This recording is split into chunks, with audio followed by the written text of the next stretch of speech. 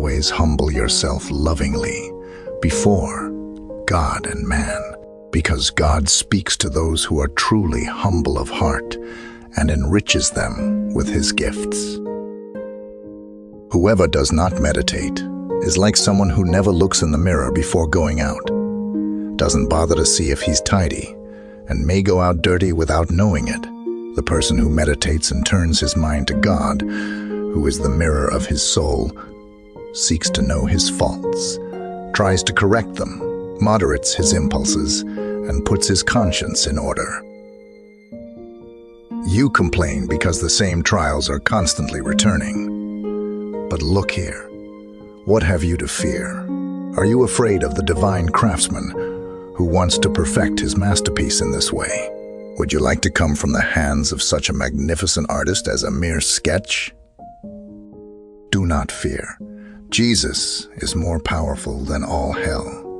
At the invocation of his name, every knee in heaven, on earth, and in hell must bend before Jesus.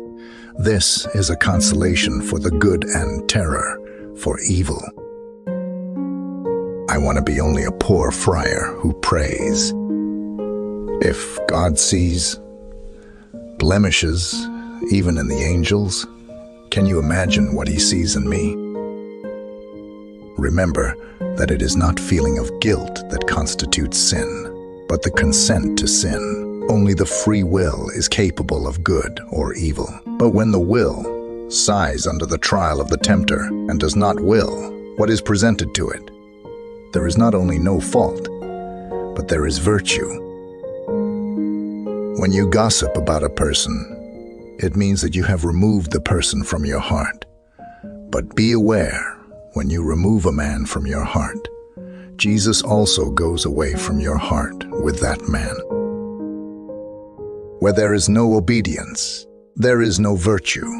Where there is no virtue, there is no good. Where there is no good, there is no love. Where there is no love, where there is no God. And where there is no God, there is no paradise.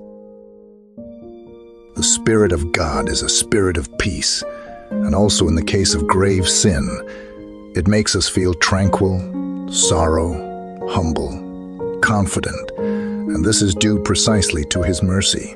The spirit of the demon, on the contrary, excites, exasperates, and makes us in our sorrow feel something like anger against ourselves, whereas our first charity must be to ourselves. And so if certain thoughts agitate you, this agitation never comes from God, who gives tranquility, being the Spirit of peace. Such agitation comes from the devil.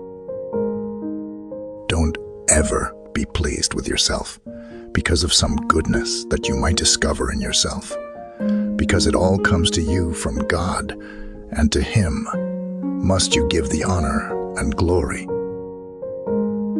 Invoke your guardian angel, who will enlighten you. God gave you your guardian angel for this reason, so make use of your angel's service.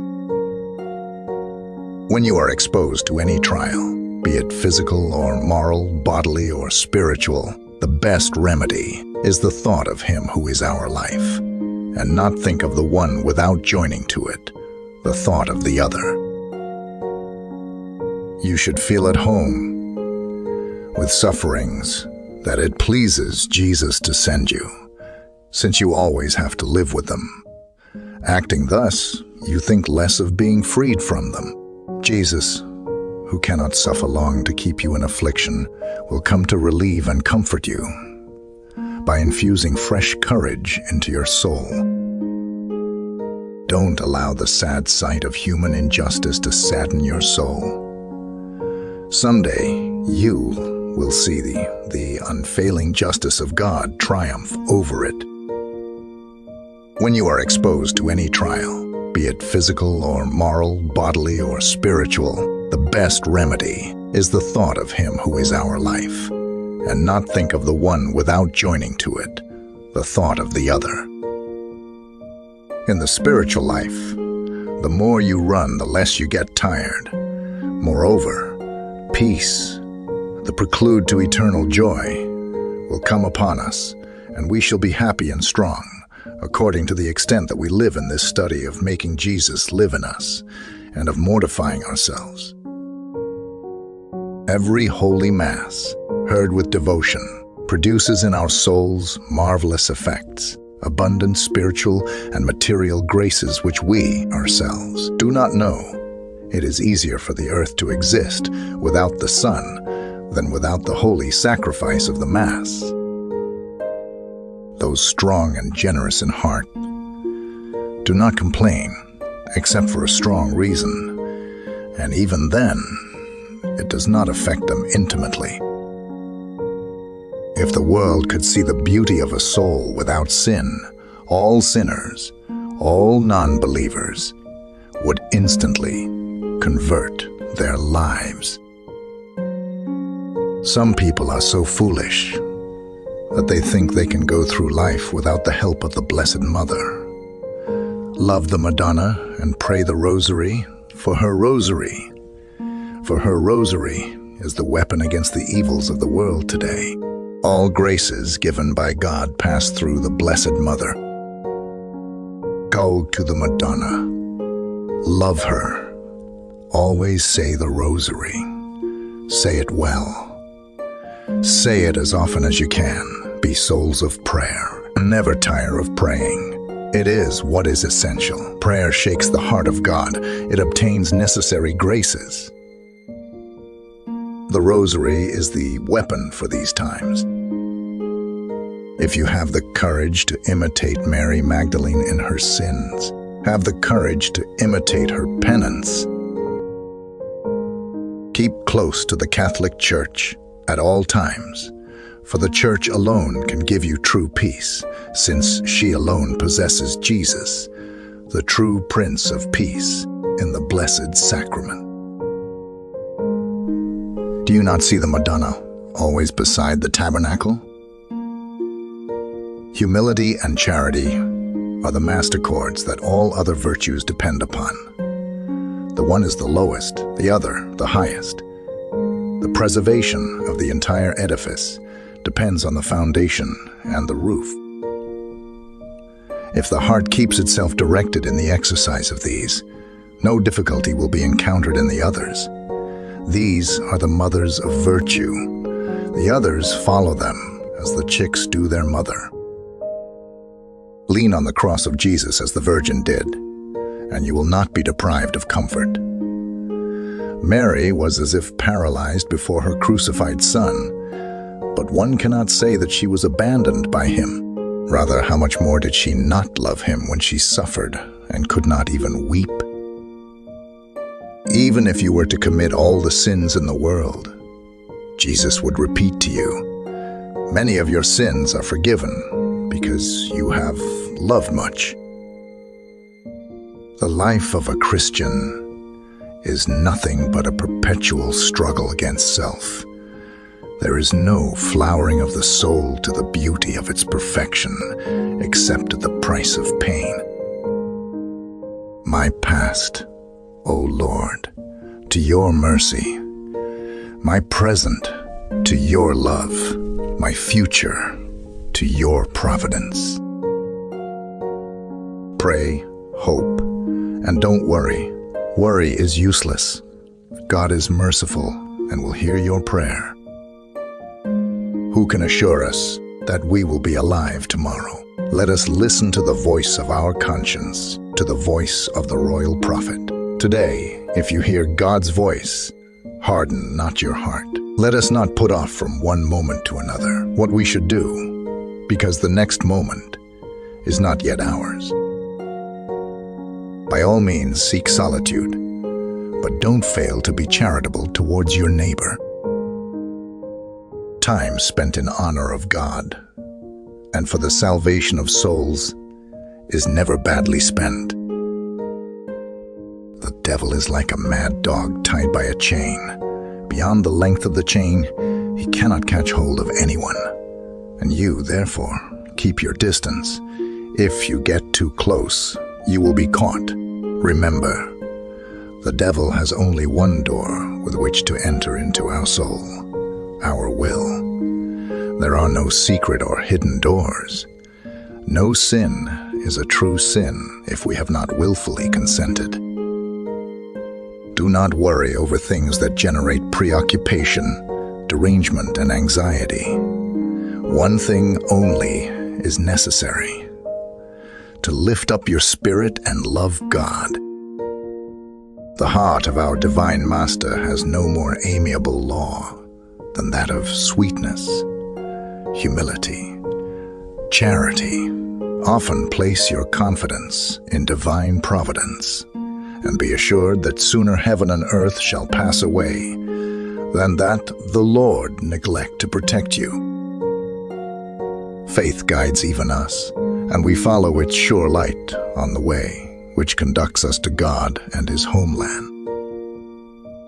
God will not allow you to be lost if you persist in your determination not to lose Him.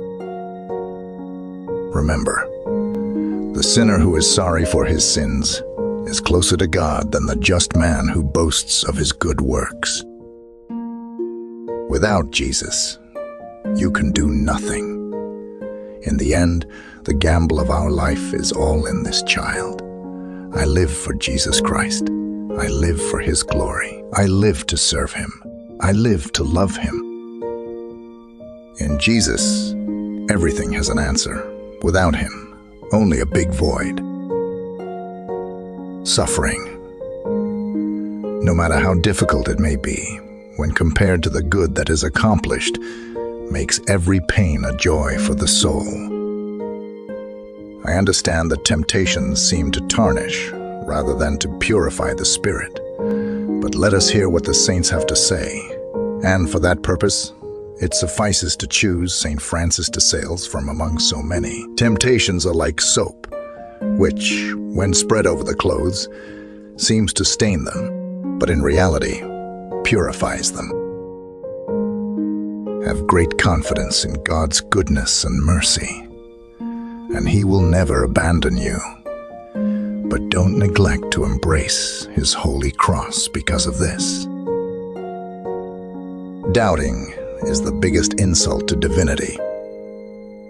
Pray that God will console you when you feel the burden of the cross, for in doing so you are in no way acting against the will of God, but you are placing yourself beside the Son of God, who asked His Father during the agony in the garden to send Him some relief, but if He is not willing to give it, be ready to pronounce the same fiat. So be it. That Jesus did. You are trying to find the highest good, but in all truth, it is within you and holds you stretched out on the naked cross, instilling strength to sustain the insupportable martyrdom, and also to love bitterly. Say to our sweetest Lord, and say it always, I want to live by dying, because from death comes life which does not die and assists life to raise the dead. To fail in charity is like wounding God in the pupil of His eye. What is more delicate than the pupil of the eye? To fail in charity is like failing against nature. Bear in mind that the more the enemy assaults you, the closer God is to your soul. Think about and penetrate this great and comforting truth. Keep the conviction that there is a lot of malice in you. Humble yourself, but don't become distressed. Don't be daunted by the cross. The surest test of love consists in suffering for the loved one, and if God suffered so much for love, the pain we suffer for Him becomes as lovable as love itself. I wish my voice could reach all sinners. Come to Christ where all is love. Continue to be patient. It will all be for your good. I suffer so much because I cannot lead all of my brothers to God. Through the study of books, one seeks God. By meditation, one finds Him. Once I take on a soul, I also take on the entire family as my spiritual children. I will ask the Lord to let me remain at the threshold of paradise, and I will not enter until the last of my spiritual children has entered. If I knew that someone was suffering, whether in body or soul, I would ask God to free that person from whatever their problem is. And I would willingly accept that person's sufferings on myself, if that would save the person and allow the person to share in the fruits of that suffering. After my death, I will do more. My real mission will begin after my death.